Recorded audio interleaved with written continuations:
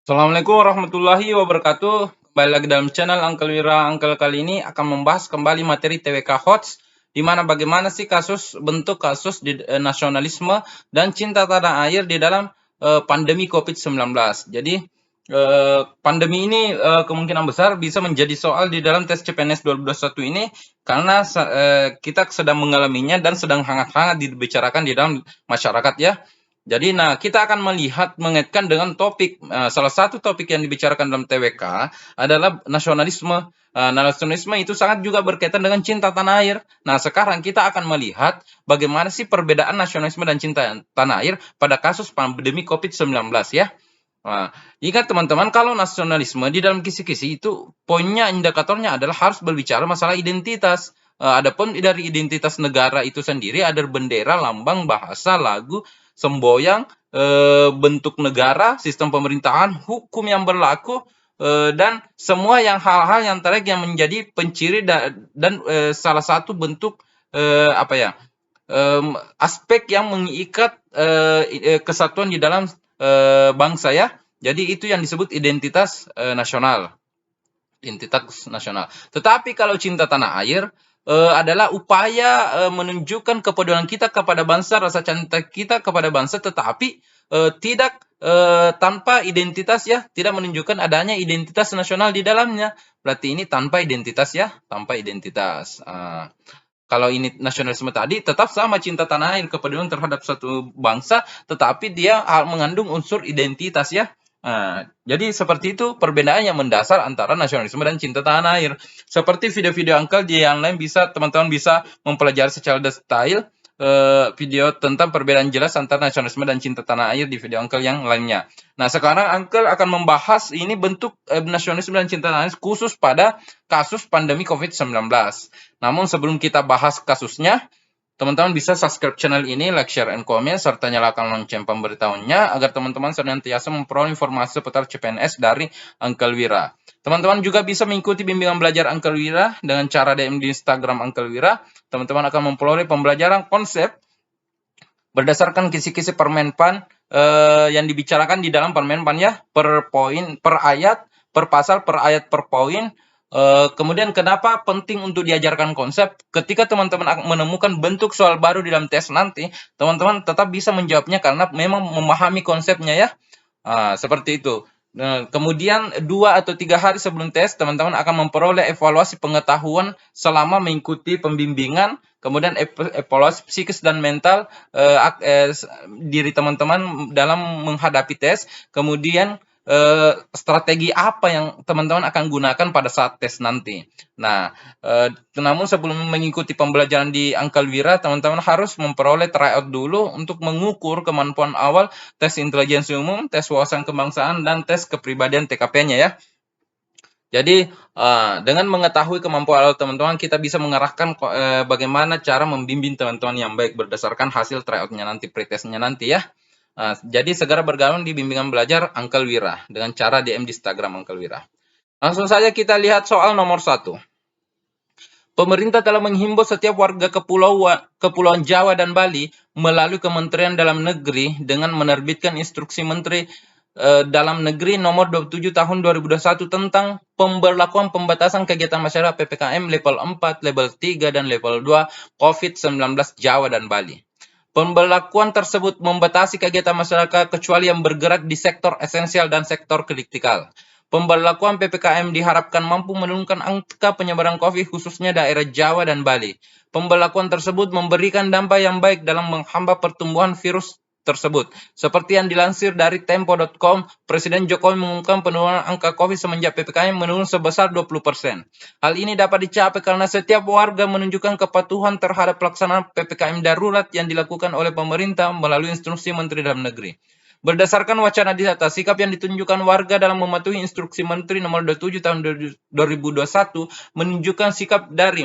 Nah, ingat teman-teman, kita tadi berbicara tentang perbedaan nasionalisme dan cinta tanah air. Artinya selain daripada identitas itu pasti sudah cinta tanah air ya.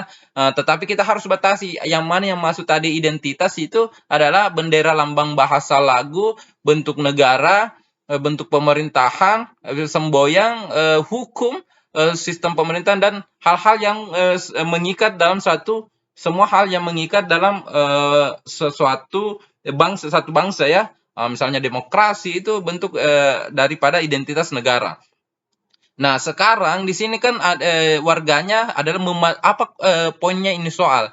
Di sini terlihat bahwa sikap warga menunjukkan kepatuhannya terhadap pelaksanaan PPKM darurat ya. PPKM darurat itu adalah instruksi menteri ya, nomor 27 tahun 2021, berarti itu adalah hukum, kebijakan, aturan, itu hal yang sejalan ya, berarti dia adalah bagian daripada hukum. Jadi kalau ada orang yang patuh terhadap hukum, berarti dia masuk dalam konteks nasionalisme karena hukum itu mengikat cinta terhadap kebangsaan ya. Salah satunya adalah hukum tadi yang disebutkan sebagai identitas bangsa.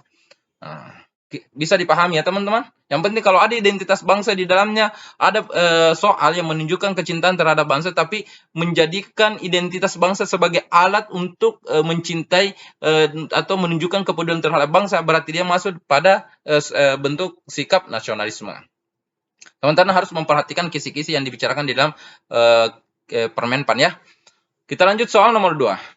Dalam upaya pencegahan COVID-19 di Indonesia, setiap pihak telah berkontribusi untuk meredam angka penyebaran, termasuk putra-putri terbaik bangsa telah berkontribusi aktif untuk menyelesaikan masalah bangsa ini. Sebagai contoh, anak-anak bangsa yang bekerja di perusahaan medis Indonesia berhasil membuat masker medis yang dapat bersaing dengan masker medis dari luar. Warga negara Indonesia banyak menggunakan masker tersebut dibanding masker-masker medis yang diimpor dari luar negeri. Meski lama penggunaannya masih kalah dengan produk luar negeri, tetapi kualitas perlindungannya sudah mampu menyaingi masker medis produk luar negeri. Hampir setiap hari perusahaan harus memproduksi masker dalam jumlah yang besar karena sangat diminati oleh warga untuk digunakan sebagai masker sehari-hari sebagai bagian dari menjalankan protokol kesehatan. Sikap yang ditunjukkan oleh warga negara dalam wacana di atas menunjukkan sikap. Perhatikan. Jadi di sini warga negaranya yang disorot ya. Kemudian apa yang dilakukan oleh warga negara adalah menggunakan masker produk dalam negeri. Kalau dia menggunakan masker produk dalam negeri, kan kalau kita memakai teman-teman ya, kalau kita memakai itu bentuk daripada cinta tanah air ya. Kalau kita memakai, jadi itu kan dia menunjukkan kecintaannya, kepeduliannya terhadap bangsa, tetapi bukan masker itu bukan identitas bangsa, dia hanya produk bangsa ya, tapi bukan identitas, maka dia masuk dalam cinta tanah air. Nah, bisa juga yang contoh yang lain, misalnya kalau penggunaan vaksin Sinovac misalnya, terlepas daripada kalau tidak dibicarakan daripada kalau di situ disebutkan bahwa kualitasnya sama, kemudian banyak orang memilih vaksin misalnya Nusantara dibandingkan Sinovac atau AstraZeneca, maka itu bentuk daripada cinta tanah air ya, karena vaksin itu adalah bukan identitas ya. Begitu juga nanti ada beberapa pengecoh biasanya produk dalam negerinya dianggap sedikit lebih kualitasnya lebih lebih rendah daripada produk luar negeri, tetapi warga negara tetap memilih yang dalam negeri ya. Itu bentuk cinta tanah air ya teman-teman. Jadi jangan terkecoh dengan bentuk soal-soal perbedaan nasionalisme dan cinta tanah air. Jadi banyak hal yang bisa banyak contoh-contoh yang lain dari cinta tanah air dan nasionalisme, tetapi perhatikan saja teman-teman, kalau dia bukan identitas dan di situ topiknya adalah nasionalisme di dalam sudut kanan atas biasanya itu, maka dia masuk dalam bentuk sikap cinta tanah air ketika 5 aspek ini muncul di dalam pilihan. Tetapi kalau dia mengambil satu identitas negara sebagai alat untuk mencintai dan peduli terhadap negara, maka dia masuk dalam aspek nasionalisme. Jadi kalau nasionalisme dan cinta tanah air,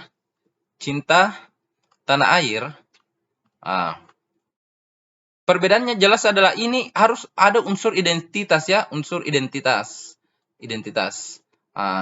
Kalau ini unsurnya non-identitas ya, non-identitas.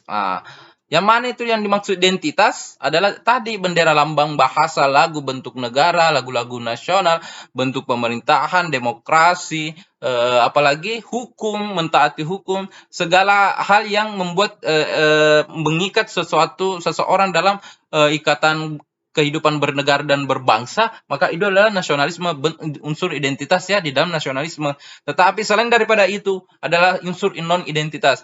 Kalau non-identitas yang dijadikan sebagai alat untuk mencintai bangsa dan negara, maka dia masuk dalam cinta tanah air. Jadi seperti itu ya teman-teman, untuk membedakan nasionalisme dan cinta tanah air dalam berbagai kasus, bukan hanya di dalam pandemi COVID-19. Jadi seperti itu yang sempat Uncle sampaikan dalam video kali ini. Semoga memberikan manfaat bagi teman-teman dalam menambah wawasan teman-teman dalam mempersiapkan diri untuk menghadapi tes CPNS tahun 2021. Teman-teman adalah orang yang hebat, adalah orang yang luar biasa. Saya yakin teman-teman bisa memahami. Dan ingat, tidak ada yang bisa menghalangi teman-teman untuk menjadi ASN tahun 2021 ini kecuali 3 perkara lagi-lagi ya. Yang pertama adalah malas terhadap belajar, yang kedua lalai terhadap doa, yang ketiga adalah sombong terhadap takdir. Oleh karena itu rajinlah belajar, rajinlah berdoa, dan serahkan hasilnya kepada Tuhan Yang Maha Esa. Yang menentukan kita lulus atau tidak lulus dalam pencapaian kita di ASN ini adalah Tuhan. Tugas kita adalah belajar teman-teman ya. Dan belajarlah karena ingin tahu, bukan karena ingin tes. Dan ketika teman-teman lulus, itu hanya hadiah dari ketulusan teman-teman belajar. Dan ketika teman-teman misalnya gagal, tapi semoga lulus ya, apa salahnya kita memperoleh pengetahuan daripada belajar itu. Jadi belajar itu bukan hal yang membuat kita rugi ya teman-teman. Jadi tetap menambah wawasan sebagai bagian dari perkembangan peningkatan kualitas hidup kita sebagai manusia. Dan jadilah ASN di tahun 2021 ini dengan mengutamakan kepentingan pribadi di atas kepentingan mengutamakan kepentingan umum di atas kepentingan pribadi dan golongan ya teman-teman. Jadi ingatlah teman-teman, kesuksesan itu adalah pertemuan antara kesempatan dan kesiapan. Kesempatan itu sudah datang, persiapkan diri teman-teman sebaik mungkin. Agar teman-teman bisa mencapai cita teman-teman melalui persiapan teman-teman dan kesempatan yang datang. Sekian dari Uncle Wira. Assalamualaikum warahmatullahi wabarakatuh.